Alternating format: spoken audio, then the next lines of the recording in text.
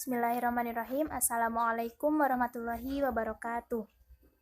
Perkenalkan, nama saya Isna Sonia dari Prodi PGMI 3A akan membacakan hasil resume mata kuliah pengembangan sumber belajar.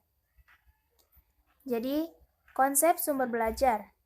Menurut Association for Education and Communication Technology, sumber belajar adalah segala sesuatu yang secara fungsional dapat dimanfaatkan, dipergunakan untuk menunjang, memelihara, dan memperkaya proses pembelajaran.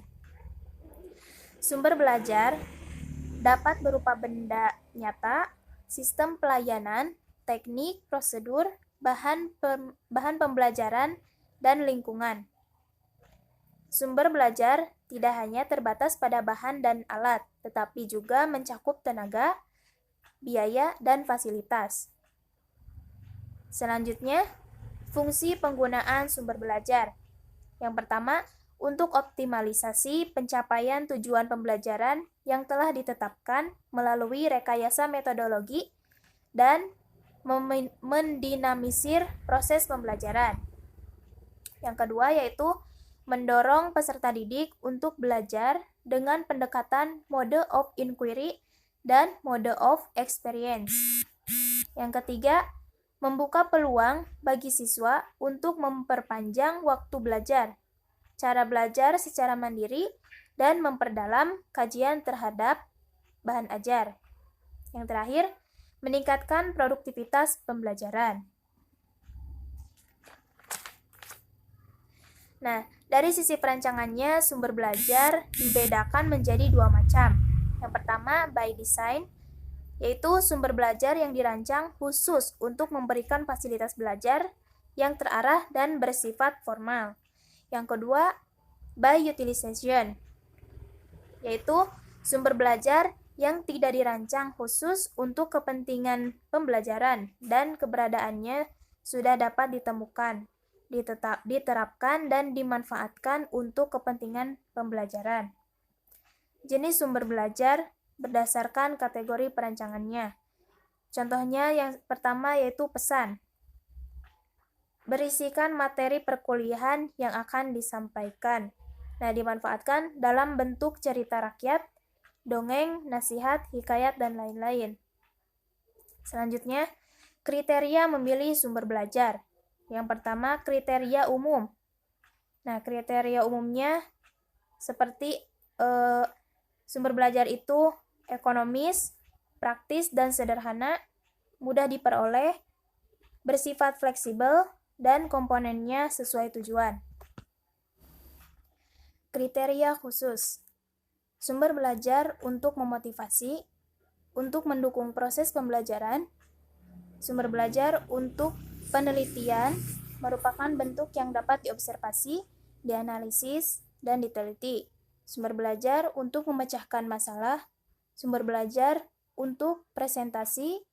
Nah, di sini lebih ditekankan sumber belajar sebagai alat, metode, atau strategi penyampaian. Selanjutnya, strategi merancang sumber belajar. Yang pertama, mengidentifikasi karakteristik sumber belajar yang akan digunakan. Yang kedua, sumber belajar yang digunakan harus disesuaikan dengan kemampuan guru. Yang ketiga, sumber belajar yang digunakan harus sesuai dengan kebutuhan belajar peserta didik. Selanjutnya, prosedur perancangan. Yang pertama, analisis kebutuhan, penetapan sumber belajar, pengembangan sumber belajar, dan evaluasi sumber belajar. Selanjutnya, sumber belajar dalam pelaksanaan proses pembelajaran. Contohnya, yang pertama, total teaching, menggantikan dosen secara total. Jadi di sini dosen hanya memberikan piranti sumber belajar yang berisikan materi. Nah, siswa mempelajari sesuai arahan pada piranti sumber belajar tersebut. Kemudian di akhir pembelajaran, siswa mengevaluasi secara mandiri sesuai langkah-langkahnya.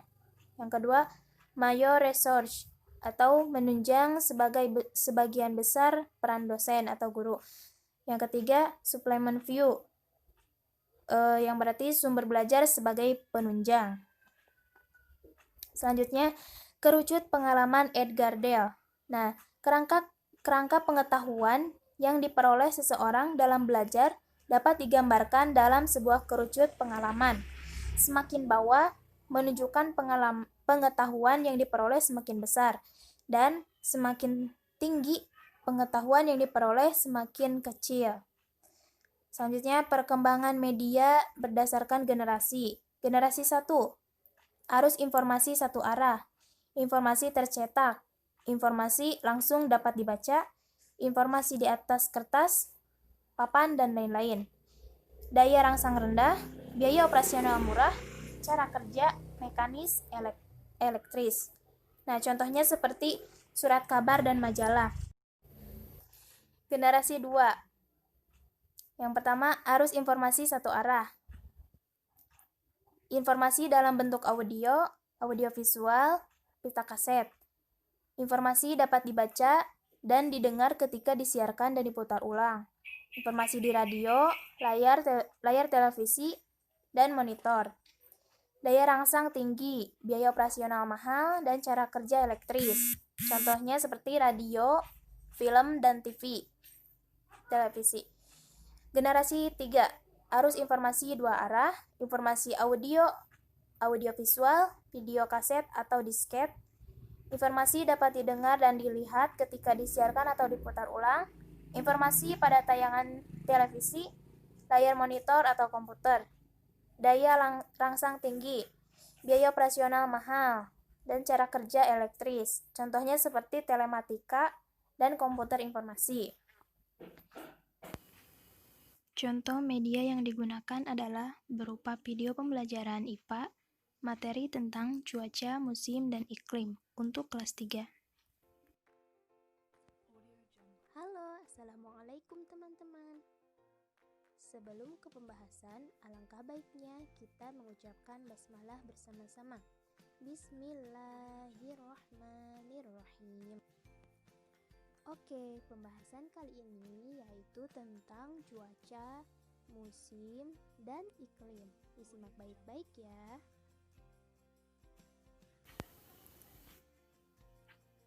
Jenis media yang digunakan adalah audio visual. Apa itu cuaca?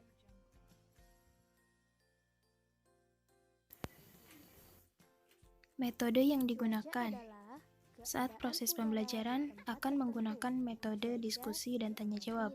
Siswa dikelompokkan menjadi beberapa kelompok, kemudian guru memberikan pertanyaan seputar materi yang sudah disimak oleh siswa. Misalnya, cerah pada siang hari. Strategi pembelajaran. Secara teknis, prosesnya dibagi menjadi 3 tahap. Yang pertama, persiapan pembelajaran. Yang kedua, penggunaan media pembelajaran. Dan yang ketiga, tindak lanjut setelah penggunaan media, yaitu diskusi dan tanya jawab. Awan, hujan, dan hujan disertai petir. Strategi pemanfaatan media ini akan menjadikan pembelajaran IPA di kelas 3 lebih efektif, interaktif, dan menarik. Itu apa sih? Guru akan lebih optimal dalam penyampaian materi dan siswa menjadi lebih mudah memahaminya. Pengembangan sumber belajar dalam bentuk media audiovisual berupa video pembelajaran IPA untuk kelas 3 ini lebih menarik karena di dalam media tersebut telah disesuaikan dengan kebutuhan siswa, yaitu dengan menggunakan karakter berupa animasi kartun seperti pada video tersebut, sehingga anak akan tertarik untuk menyimak dan memahami materi yang dibahas. Pada video tersebut juga terdapat sebuah lagu anak-anak yang telah dihubungkan atau disesuaikan dengan tema bahasan pembelajaran, sehingga anak tidak merasa jenuh saat pembelajaran berlangsung. Oh ya teman-teman, kalian tahu tidak lagu Tik Tik Tik? Kita nyanyi dulu sama-sama yuk.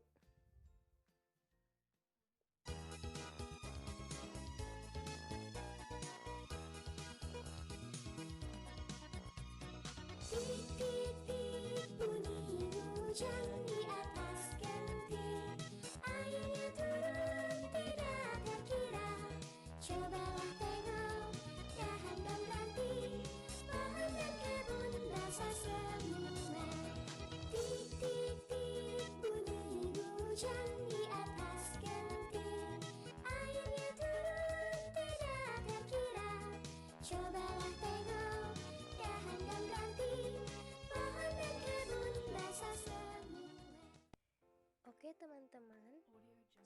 selanjutnya yaitu unsur yang dapat mempengaruhi iklim dan cuaca, seperti cahaya matahari, tekanan udara, suhu udara, angin, awan, dan curah hujan. Contoh musim seperti musim panas, musim hujan, musim kemarau, musim semi, musim gugur, dan musim dingin. Iklim dipengaruhi oleh letak suatu negara di bumi. Oleh karena itu, beberapa negara memiliki musim yang berbeda. Ada negara yang memiliki 4 musim. Contohnya yaitu negara Jepang. Negara Jepang mempunyai 4 musim, yaitu musim semi, musim panas, musim gugur, dan musim dingin. Teman-teman tahu tidak yang dimaksud dengan musim itu apa?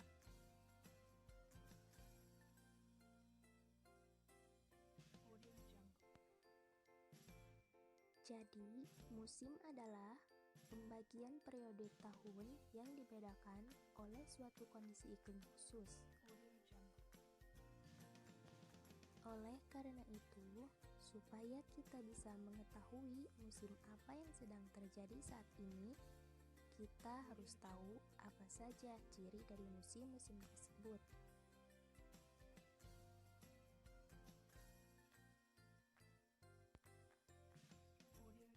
Nah, untuk yang pertama yaitu musim dingin.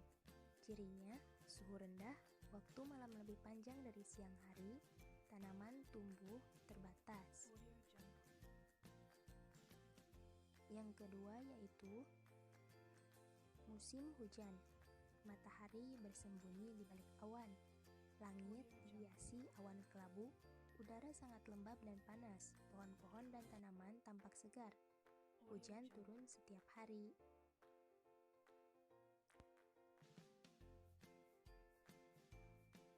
Yang ketiga yaitu musim kemarau.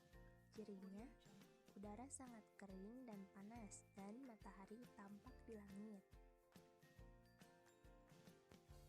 Yang keempat yaitu musim panas, ditandai suhu tinggi, waktu siang hari lebih panjang dari waktu malam hari. Selanjutnya musim gugur, suhu rendah dan daun-daun berguguran. Yang terakhir musim semi, tanaman tumbuh subur dan bunga bermekaran. Hanya itu yang dapat saya sampaikan mengenai cuaca, musim, dan iklim di pembahasan kali ini. Mohon maaf atas segala kekurangannya. Wabillahi taufiq wal hidayah. Wassalamualaikum warahmatullahi wabarakatuh.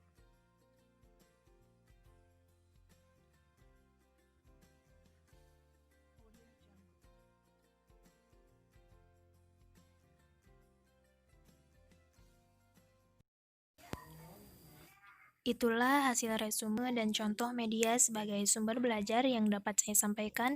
Mohon maaf atas segala kekurangannya. Wabillahi taufiq wal hidayah. Wassalamualaikum warahmatullahi wabarakatuh.